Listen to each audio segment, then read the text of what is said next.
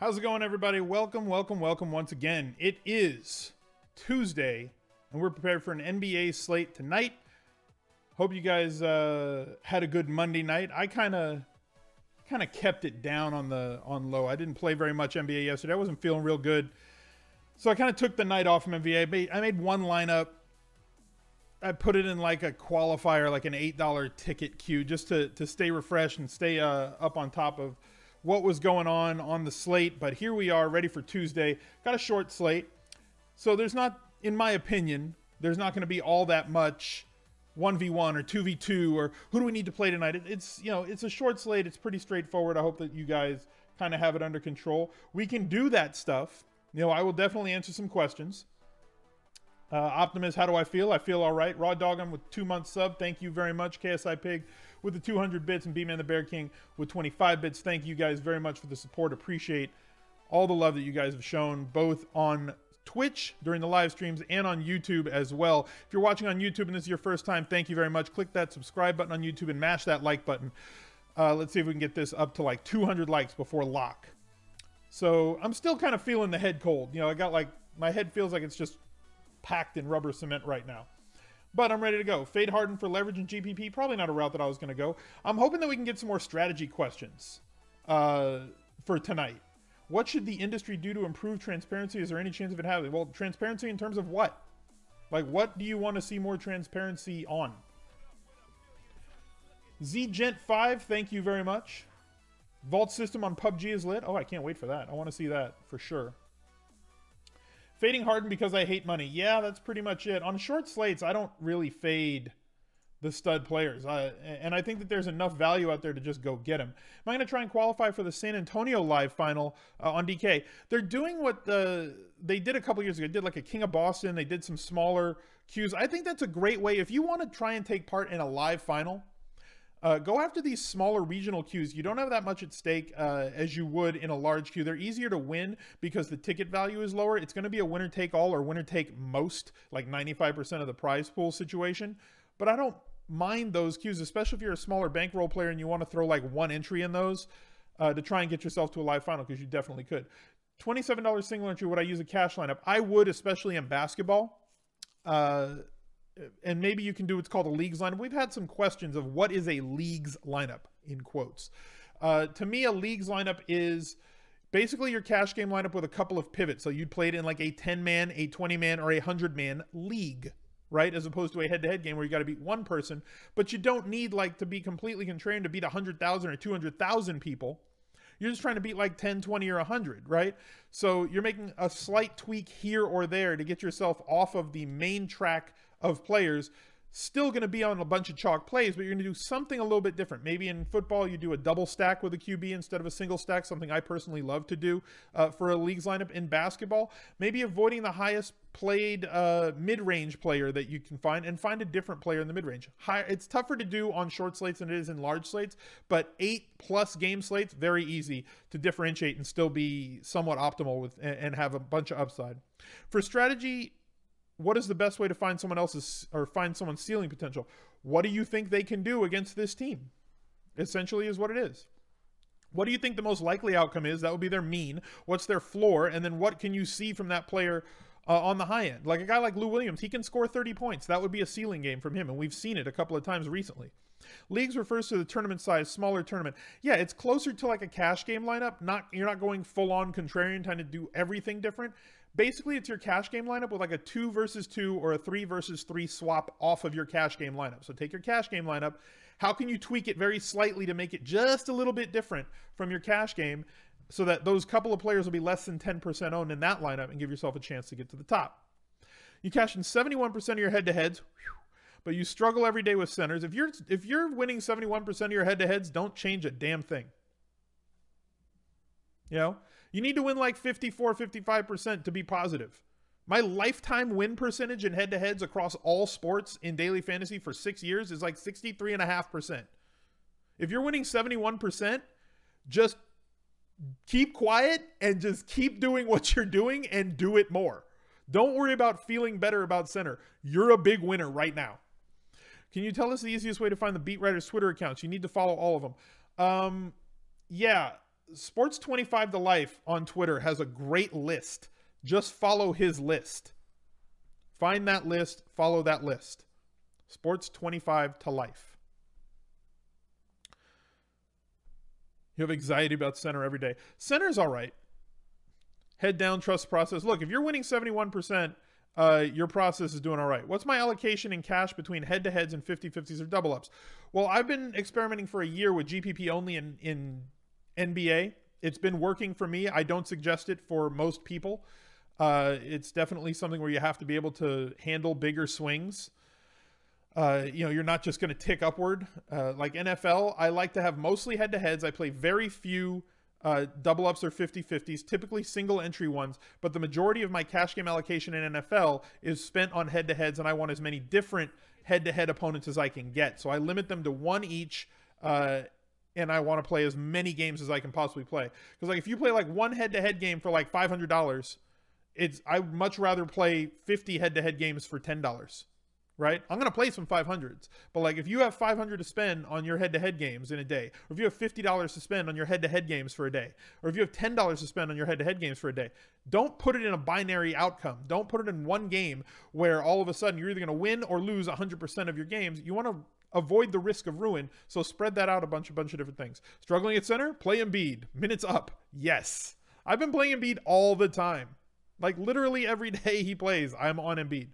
Identifying chalk, strategy question from Dre Smith. Identifying chalk and knowing when it's good chalk and bad chalk. What are the determining factors? For me, it's minutes and shot attempts. I want to know how involved this player is going to be. Obviously, the top two correlations between real life and fantasy are points scored, you know, getting buckets, and minutes played. So if you find a guy who's going from a 14-minute a game guy to a 30-minute a game guy, and he's priced as a 14-minute a game guy, he should very well exceed if he's going to play 25 to 30 minutes. Do I normally pay up for forwards and centers or guards? It's a good question by Right Plays, because obviously I have some rules that I tend to stick to in NFL, but in NBA roster build, it's 100% slate dependent. There will be some days that I pay up for a center. There'll be some days that I'll have two centers. There'll be some days that I pay up for 2-3 guards. Like if I can get Harden and Westbrook, when Westbrook is in a situation to do really well, and I can afford them because it's stars and scrubs, I'm probably going to do that. Other nights, I'm going to pay really cheap at guard. So it's completely slate dependent. It's not really rules oriented like it is at in NFL for cash.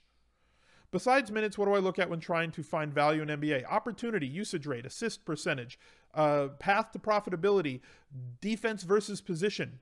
Does the opponent accelerate scoring for players of that position by 10 or 20%, or do they mute scoring at that position by 10 or 20%? Things you have to pay attention to. Anunoby and Miles in the same lineup? I'm fine with Anunoby. Is that Mills or Miles? DeRozan versus Lowry tonight. I'm always going to side with DeRozan. I'm always going to side with Lowry. DeRozan needs to score to be effective. He can have those huge nights where he puts up like 50 fantasy points, but like there's too many of them where he scores like 32, where Lowry is going to have a higher floor, typically because he's going to score and chip in with rebounds, assists, steals, does a bunch of different things. So I typically side with Lowry, but I understand DeRozan. How do I decide what to do when a big injury breaks? For if Steph was out last night, so I thought you had to get Durant in the lineup. Okay. Oh, CJ Miles. Yeah, I'm fine with CJ Miles. Again, has to score to be effective, though. Not going to chip in anywhere else. Back to that question about if Steph is out. People were saying when Durant was out last time, we went to the usage was going to go up on Clay and Draymond, and Curry was going to do his thing. But when Curry's out, there's a very quick path to profitability for somebody like Sean Livingston, right? So I was on Sean Livingston last night. He scored 3,500 on DraftKings, scored 29-ish fantasy points. To me, that was very easy value. A guy who should typically play 17 or 18 minutes was probably going to play 28 to 30 minutes last night at 3,500, scores, gets a couple of rebounds, gets you a steal or two, can hit a 3, does a bunch of different things to boost his scoring. So for him to beat value, and value for him last night would have been about 21 fantasy points, he was probably going to do that. So you have to kind of pencil in who's going to play and what are they going to do. Is their usage going to go up? If Steph Curry's out, yeah, Livingston's usage rate and minutes are both going to go through the roof. Anobi tonight, yes. Yes, he's fine tonight. He's going to be one of the most popular values on the slate. Does it ever make sense to fade a guy like Harden tonight?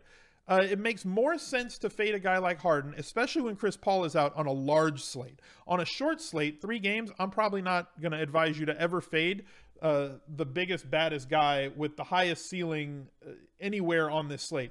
Kyrie Irving is not an 80, does not have a 70 or 80 point potential. LaMarcus Aldridge does not have a 70 or 80 point potential. Neither does DeRozan, neither does Horford, neither does Lowry, neither does Dennis Smith Jr. Okay? So James Harden should get you 50 plus fantasy points and could get you 70 plus fantasy points. I'm just going to put him in my lineup and I'm going to let everybody else figure out where they should get those points. Is Dinwiddie making sense? Yeah, I think Dinwiddie's fine. Forgive the noob question, Sonic Librarian. No, it's not a problem. Can you explain why editing 50 lineups is easier in Excel as opposed to just tweaking them on the lineups page? It takes less time. If you're tweaking them via Excel, you're using a lineup builder, right? So like if you export the edit entry, if you go to the My Lineups page on DraftKings, you click edit entries, you can download your CSV. If you've never done that before, look at it, right? Just do it to see what the CSV does. And you'll look at it, it sorts all the games that you've entered. It's got the different codes for every player. And then if you use a lineup builder, you say, I want it to build that many lineups again, and it'll spit out the answers with like all the different codes. You cut that, you paste it in there, and then you just save and upload. So the changes literally take you 2 minutes as opposed to going manually through global player replace, which can be laggy from time to time, going from lineup to lineup using Control F and searching for that player's name and then manually editing each one of those lineups. If you have 50 lineups, takes you a lot longer than doing it with a lineup builder if you're going to just adjust allocations with a late injury. Mr. Balk, I'm not trying to ignore you. Thank you very much for the support, the 100 bits. Appreciate you. Thank you very much. What's the point of having the lineup builder? Do you play all 50 lineups, or is it just to quickly calculate possible combos that catch your eye? My daily spend, and I'm probably not going to play it tonight because, again, I'm a little under the weather. I had a meeting all day. I haven't decided, and probably by the time I decide, the tournaments are going to be filled anyway tonight. Has been I play one lineup in the high stakes tournament, the 1500 or the 1000, whatever it is on that day. I play the 444 or the 333, whatever it is on that day, and I put that one lineup in those. And then I put 100 lineups in the $4 and the $33. Again, whatever price point those are. Sometimes they're 5, sometimes they're 3, sometimes they're 4, whatever. And so yeah, I'm playing all 100 lineups. And so if late news breaks, let's say I make lineups right now. I have my allocations right now. I cut down my player pool. I get the players that I don't want anywhere near my lineups. I cut them out of the pool. I build my 100 lineups. I upload them to the site.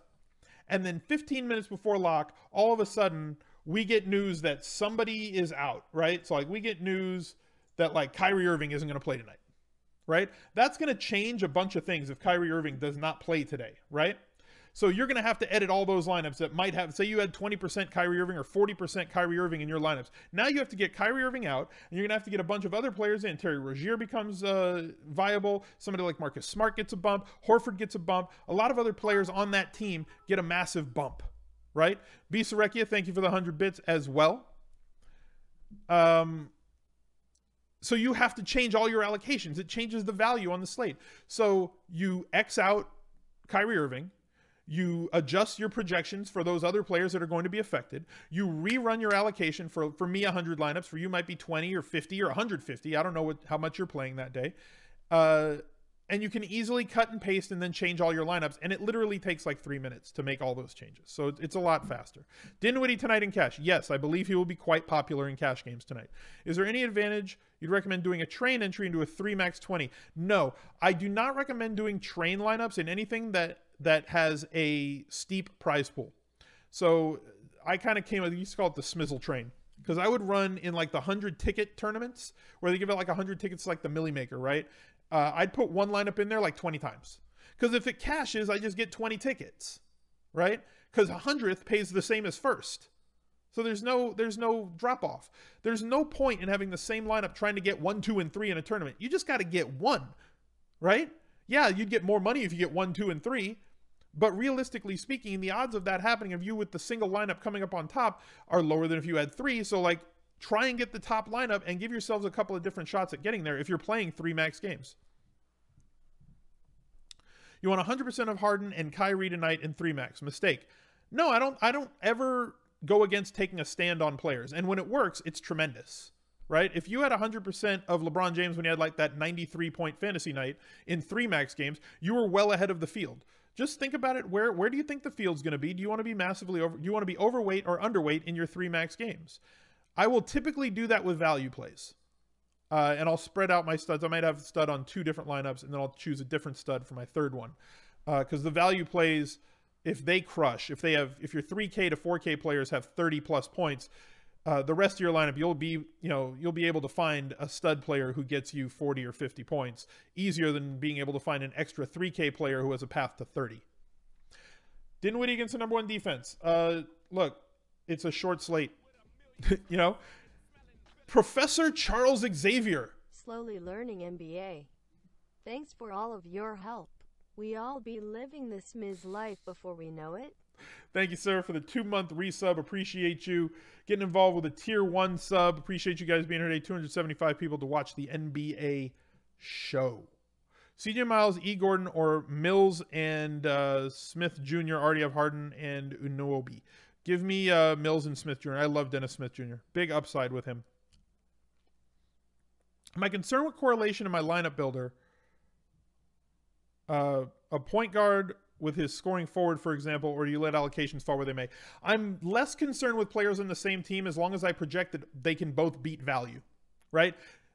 Similar to football, right? Where I just think these guys have a great chance to beat value. They're mispriced or they're playing up. Mills or Kyle Anderson, I prefer Anderson. Talk about small forwards, stick to value players only. I mean, we just mentioned a few of them. I mean, cheaper ones probably Anunoby, or if you want to risk Manu Ginobili, him. Kyle Anderson's fine. If you want a mid-range guy, Harrison Barnes just kind of goes about his business and hits his points every single night. It's 3 Raptors, too many for 1 lineup in single entry. Again, short slate has different rules than large slate. I probably wouldn't do that if it was a large slate. Shout out to DK for all the free tickets this week. They give away free tickets. I didn't get any free tickets. Everybody says I always get free stuff. I didn't get free stuff. JJ Barea at all? Yes. Like JJ Barea. You mentioned using a higher percentage of value plays and filling in studs. You're wondering if you should go higher studs or scrubs.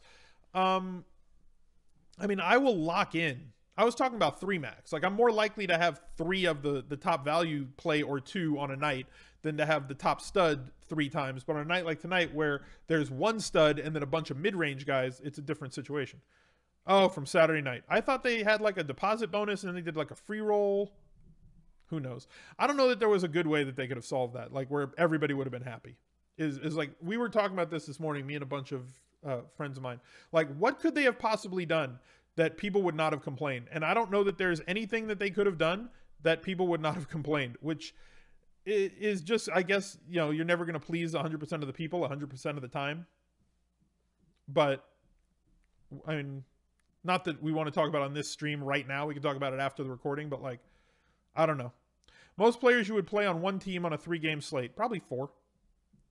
People always complain. I agree. They could have cut $100 checks. I mean, well, they had 45,000 people in the free roll yesterday, so they should have given away 4.5, they should have done that. Give away 4.5 million. Oh, they could have given away $100 checks and people still would have been upset. Yeah, I agree. Could have run the contest and refunded those who couldn't edit. Okay, but like, do you have a cutoff time for that? Like maybe 30 minutes after lock? Otherwise, you're basically free rolling everybody on the slate. So if you win, you get the money, and if you lost, you just say, okay, I want a refund now. That'd be lame too. Exactly. There's no right answer. Let's move on. Let's stick to tonight's slate. Let's hope that there's no more tech problems. Tech problems suck. We've seen both major sites go down on an NFL Sunday. We've now seen it on an NBA slate. It's happened before. Nobody likes tech problems. The players, the sites, anybody else. I like Anunoby better than Miles. For NBA, you somewhat treat single entry GPPs as cash games, and for your cash game lineup with all the single entry GPPs you entered, is that a bad route to go? No, I don't think it's a bad route to go. Tucker viable with Nene out. maybe.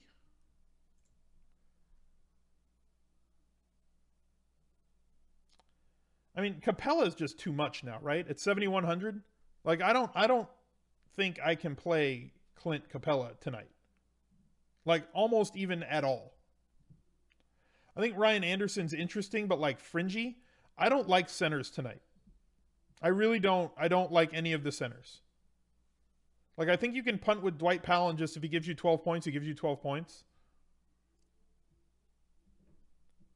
Tucker plays 29 minutes when Nene's been out. Yeah, I know. He plays a ton of minutes. I'm just saying I don't like the centers is what I'm saying.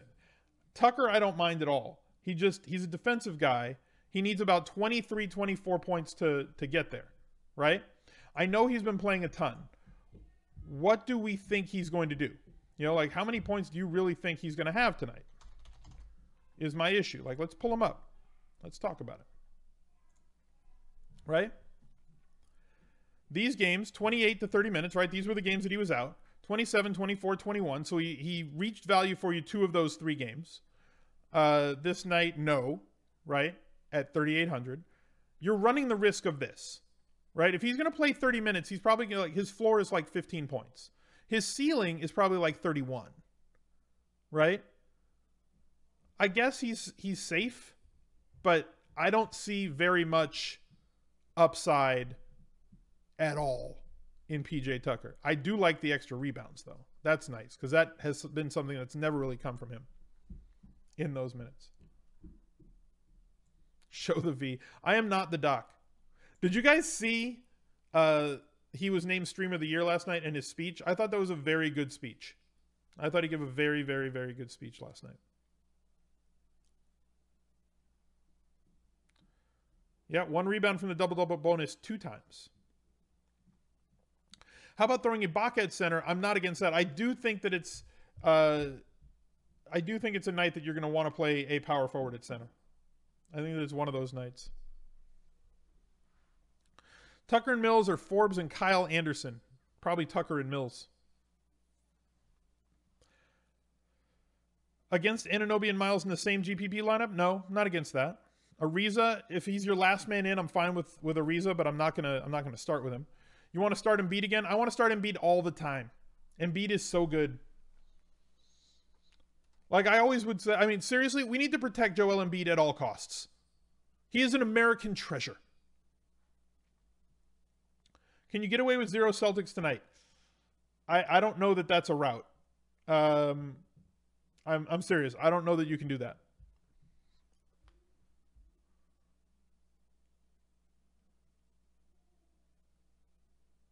No love for Valanciunas at center. I think he's all right. I think he's fine. I just don't think that the centers have... I think that center's a trouble position today. I think you're just going to play a center. I don't think that there's like a great value at center tonight.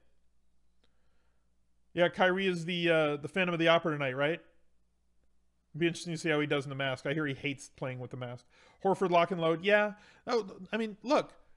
I think Horford's fine. Do I think he's going to smash value? No. Like, even if Kyrie's out, I don't think he's going to smash value. I just don't see that center is a position that is going to provide great value tonight. I think Horford is probably the best play at the position.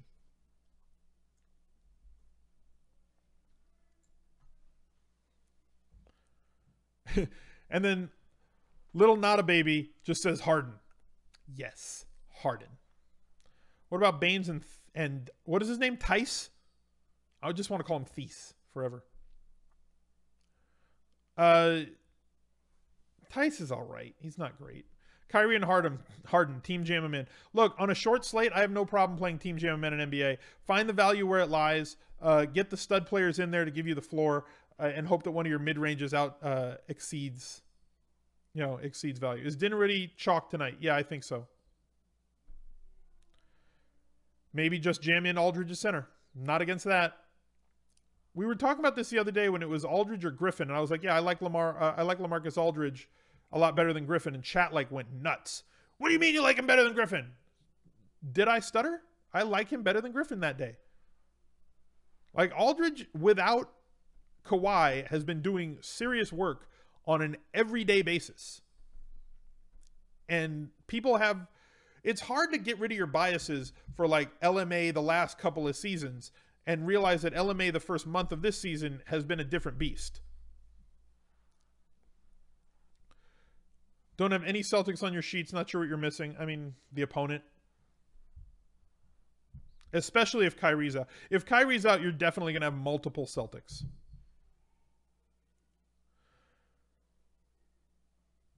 At utility, Carroll with no money left over, or Dennis Smith Jr. with 200. I prefer Dennis Smith Jr. because I think he has more upside.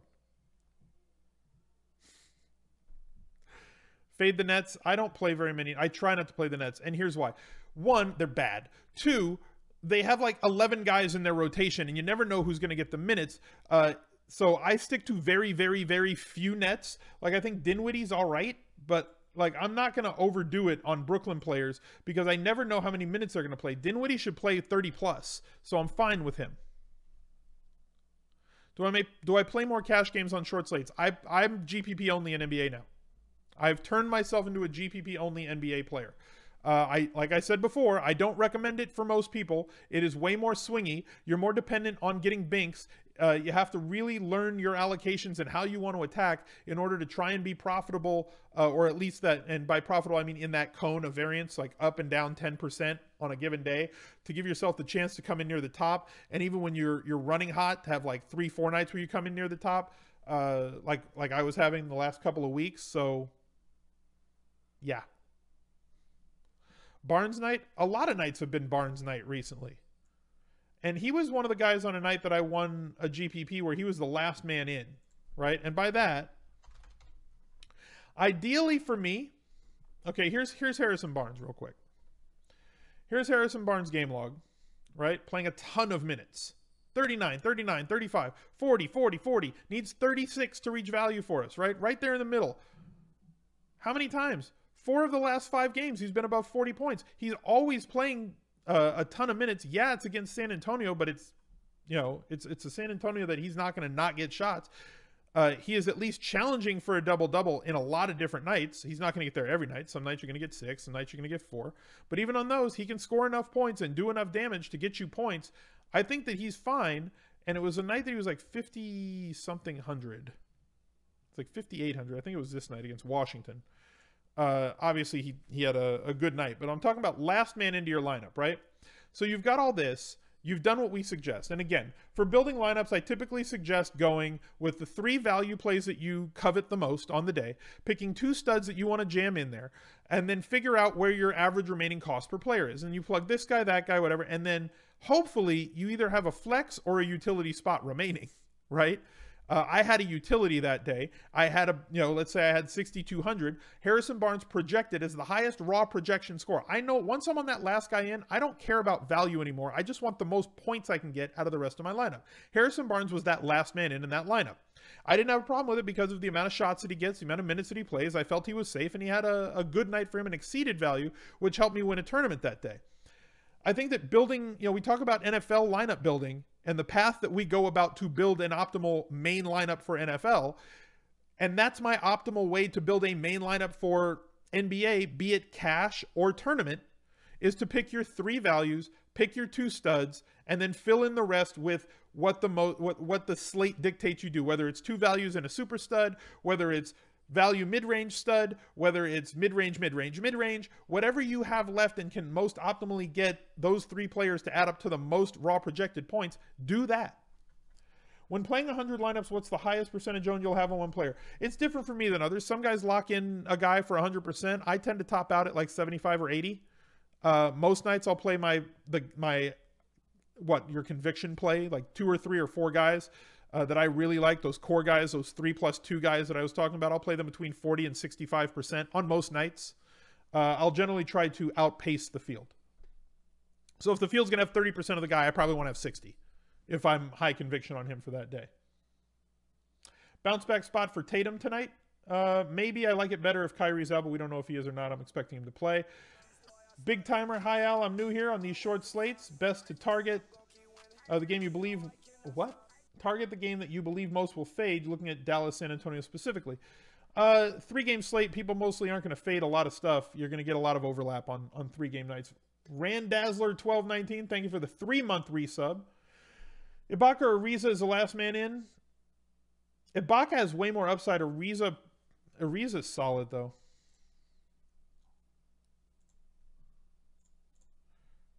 I mean, let's look at both of them, right? Ibaka has more upside in these situations, right? Where like he's got a path to like 40 points because of his ability to block, steal, rebound, all those things. But he tends to live down in here most nights. Ariza, at least based on my bias, without looking at his game log, tends to give you what he gives you every night, right?